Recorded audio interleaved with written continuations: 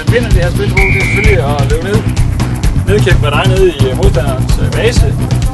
Tag flaget, løb hjem til sin egen base, og man har begge flagene i egen base, og en målspil.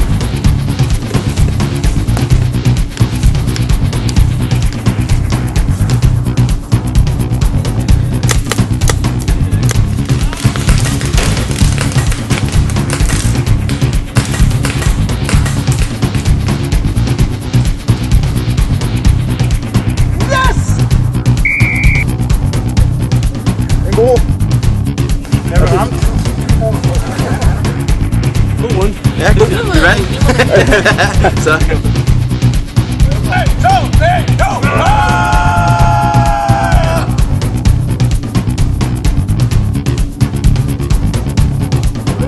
Hvor er det? Jeg kan være med uanset hvad kondition vi har.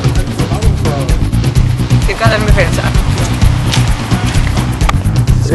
Skønt, så man er 5 mod 1, så er det altid en fordel. Altså. Det var sjovere, end jeg havde forventet at spille Pekko. Der var mere holdspil i det, og strategi i det, end jeg havde troet. Det er spændingen. Det er at ligge på lur og fange en eller anden.